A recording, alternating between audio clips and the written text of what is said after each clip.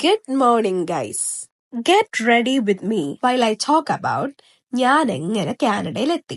ഇനി എന്റെ sound mind ചെയ്യണ്ട, ബിക്കോസ് എനിക്ക് പനിയാണ്, എപ്പോഴും ഉള്ളതാണ്. എന്നാലും അപ്പൊ നമ്മൾ പറഞ്ഞത് കാനഡയിൽ വന്നതിന്റെ സ്റ്റോറി തുടങ്ങുന്നത് ഞാൻ 12th ഒക്കെ കഴിഞ്ഞപ്പോഴത്തേക്കിന് നമ്മൾ ഒരുപാട് പ്ലാനിങ്ങും ഒരുപാട് ഓപ്ഷൻസ് നമ്മൾ റിസർച്ച് ചെയ്യുന്നതാണെങ്കിലും അതൊക്കെ കഴിഞ്ഞതിന് ശേഷം ഞാൻ എത്തി നിന്നത് കാത്തലിക് കോളേജിലെ BA ഇംഗ്ലീഷ് ഡിപ്പാർട്ട്മെന്റിന്റെ ഫ്രണ്ടിലാണ്.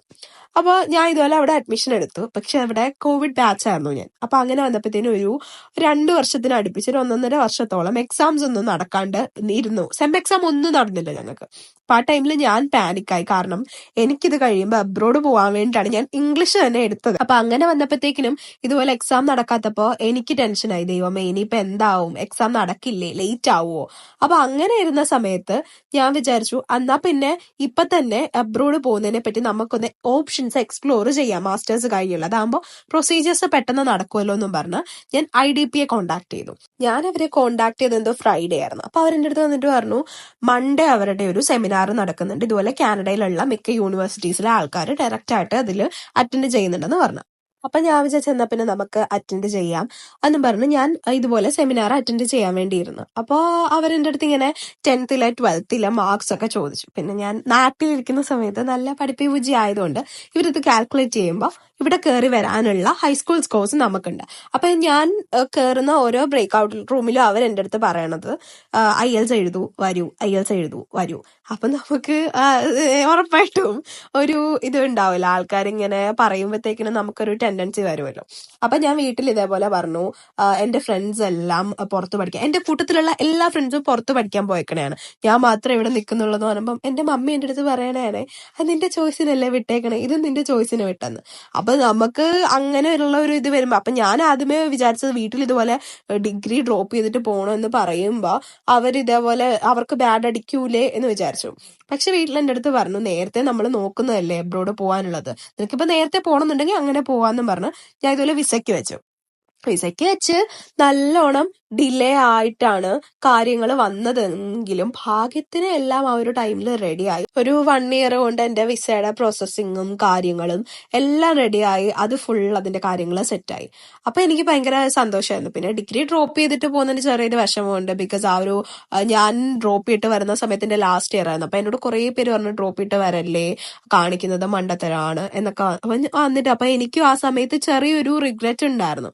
പിന്നെ ഞാനിപ്പോ ഒരിക്കലും നാട്ടിൽ ഡിഗ്രി ചെയ്തുകൊണ്ടിരിക്കുന്ന ആൾക്കാരൊന്നും കുറ്റം പറയല്ല കേട്ടോ. വൺസ് നമ്മൾ ഇവിടെ വന്നതിന് ശേഷം ഡിഗ്രി ചെയ്തിട്ട് ഇവിടെ വന്ന ആൾക്കാരൊക്കെ പറഞ്ഞു, നാട്ടിൽ ഡിഗ്രി ചെയ്യേണ്ട ആവശ്യമില്ല, എന്ന് 12th കഴിഞ്ഞിട്ട് വരുന്നത് തന്നെയായിരുന്നു നല്ലത് എന്ന് പറഞ്ഞു. അല്ലെങ്കിൽ പിന്നെ നമ്മൾ ഡിഗ്രി കഴിഞ്ഞിട്ട് വർക്കിന് വേണ്ടിയിട്ട് വരണം. പക്ഷെ ഇവിടെ ഡിഗ്രി കഴിഞ്ഞിട്ടും പഠിക്കുന്ന ഒരുപാട് ആൾക്കാരുണ്ട്. അപ്പൊ അവരെപ്പോഴും നമ്മുടെ അടുത്ത് കാണുമ്പോഴും ഒക്കെ പറയും, ഡിഗ്രി കഴിഞ്ഞിട്ട് വരുന്നതിലും ബെറ്റർ 12th കഴിഞ്ഞിട്ട് വരുന്നത്, നമ്മൾ പഠിക്കാനായിട്ട് വരുവാണെന്നുണ്ടെങ്കിൽ.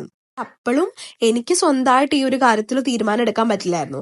വീട്ടുകാരും കൂടെ ഇതേപോലെ സപ്പോർട്ട് ചെയ്തോണ്ട്. അതെന്റെ കുറെ ഫ്രണ്ട്സ് പറയും കേട്ടോ, വീട്ടുകാർ അതേപോലെ കട്ടയ്ക്ക് അന്നേരം സപ്പോർട്ട് ചെയ്ത് നിന്നില്ലായിരുന്നുണ്ടെങ്കിൽ നമുക്ക് ഈ ഒരു ഡിസിഷൻ എടുക്കാൻ പറ്റില്ല. കാരണം ഓൾറെഡി നമ്മുടെ സെം ഫീസ് എനിക്ക് എക്സ്ട്രാ, ഞാൻ അഡ്മിഷന് വേണ്ടിയിട്ട് എനിക്കൊന്നും കൊടുക്കേണ്ട വന്നിട്ടില്ല ഡിഗ്രിക്ക് കയറുന്ന ടൈമിൽ. പക്ഷെ നമ്മൾ സെം ഫീസ് ഒക്കെ അടച്ചിട്ടുണ്ട്. പൈസ തന്നെ ആണല്ലോ. പക്ഷെ അതൊക്കെ അതൊന്നും കണക്കിലെടുക്കാണ്ട് എന്റെ ഒരു ആഗ്രഹത്തിന്റെ പുറത്തിട്ടാണ് ഇങ്ങോട്ട് വിട്ടത്.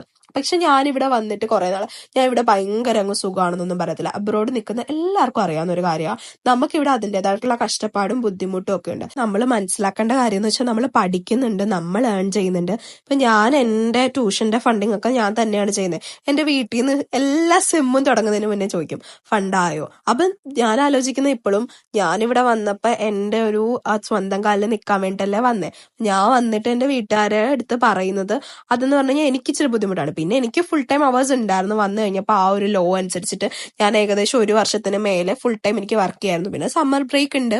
അപ്പൊ അങ്ങനെയൊക്കെ വന്ന് നമ്മൾ നിന്ന് കഷ്ടപ്പെട്ട് തന്നെയാണ് ഇവിടെ നിൽക്കുന്ന, ഇവിടെ താമസിക്കുന്ന, അല്ലെങ്കിൽ അബ്രോഡ് പോയ ഏതൊരു വ്യക്തിയോട് നിങ്ങൾ ചോദിച്ചു നോക്കുക, കഷ്ടപ്പെടാതെ ആരും ഒരു നിലയിലും എത്തില്ല. അതിപ്പോ നാട്ടിലാണെങ്കിലും അങ്ങനെ തന്നെയാ. പിന്നെ അബ്രോഡ് വരുമ്പോൾ നമ്മളെന്ന് പറഞ്ഞു കഴിഞ്ഞാൽ സീറോയിന്നാണല്ലോ തുടങ്ങുന്നത്. അങ്ങനെ ഒരു വ്യത്യാസം ഉണ്ടെന്നുള്ളതേ ഉള്ളൂ. നാട്ടിൽ നമ്മൾ ഓൾറെഡി നമ്മുടെ വീടുണ്ട്, നമ്മുടെ വീട്ടുകാരുണ്ട്, സപ്പോർട്ട് ചെയ്യാൻ ആളുണ്ട്, ഇവിടെ ഉള്ളവരുണ്ട് കേട്ടോ. ഞാനിപ്പോ എന്റെ കാര്യമാണ് പറയുന്നത്. എനിക്കിവിടെ അങ്ങനെ റിലേറ്റീവ്സ് കാര്യങ്ങളൊക്കെ ഒന്നും ഇല്ല.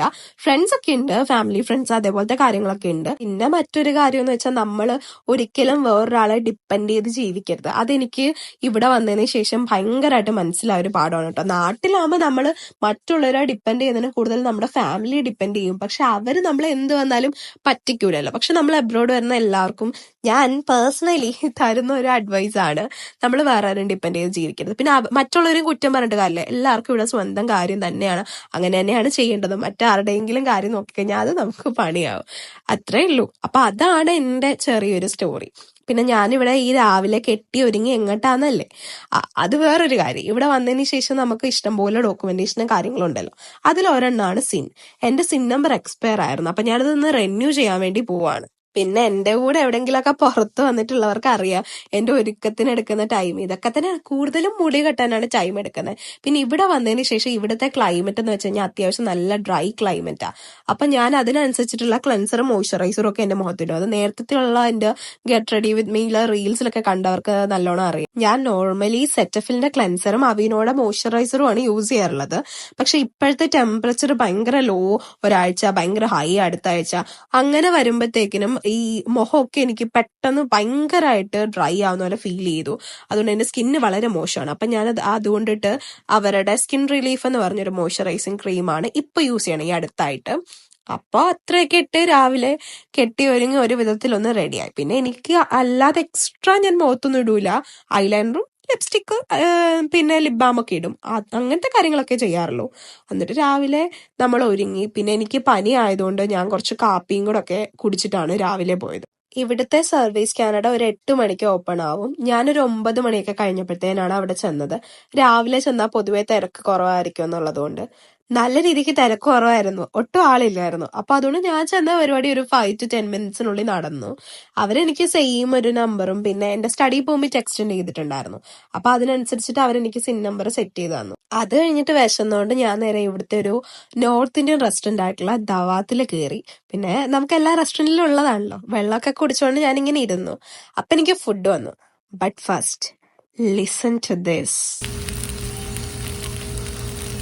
നമ്മുടെ തന്തൂരി ചിക്കന്റെ സിസ്ലിംഗ് സൗണ്ട് ആണ് കേട്ടത്.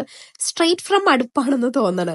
പിന്നെ ലാം ബിരിയാണിയും മാംഗോ ലസ്സിയും ഉണ്ടായിരുന്നു. കൂട്ടത്തില് മിന്റ് ചട്നിയും പിന്നെ സാലഡും ഉണ്ടായിരുന്നു. എനിക്ക് വേറെ സാലഡ് ഭയങ്കര ഇഷ്ടമാണ്. നമ്മുടെ പോലത്തെ ഒരു ടൈപ്പ് സാലഡ്, അല്ലാതെ നോർത്ത് ഇന്ത്യൻസിന്റെ വേറെ എന്തോ സാധനങ്ങളൊക്കെ ഇട്ടിട്ടുള്ള ഒരു ടൈപ്പ് സാലഡാണ് ഇവിടെ കിട്ടുന്നത്. ആ സാലഡും ബിരിയാണിയും കൂട്ടി ഒരു പിടി പിടിച്ചു. പിന്നെ നമ്മുടെ തന്തൂരി ചിക്കന്റെ കാലൊക്കെ എടുത്ത് കടിച്ചു മുറിച്ചു. അങ്ങനെ രാവിലത്തെ ആ വിശപ്പ് അങ്ങോട്ട് മാറി കിട്ടി. ആഹാ, സ്വർഗം. ഇനി വീട് പിടിക്കാം. വീട്ടിലെത്തിയിട്ട് ഒരു വൈകുന്നേരം ആയപ്പോ ഞാൻ ടാക്സ് ഫയൽ ചെയ്യാൻ വെച്ചു. ഞാൻ ടർബോ ടാക്സ് വഴിയാണ് എന്റെ ടാക്സസ് ഒക്കെ ഫയൽ ചെയ്യുന്നത്. ഇതെല്ലാം കഴിഞ്ഞ് രാത്രിയൊക്കെ ആയപ്പോഴത്തേനും ഞാൻ കിടന്നുറങ്ങി. അപ്പൊ ഇത്രയേ ഉള്ളൂ. ഇനി നെക്സ്റ്റ് വീഡിയോയിൽ കാണുന്നവരെ tata bye bye, see U.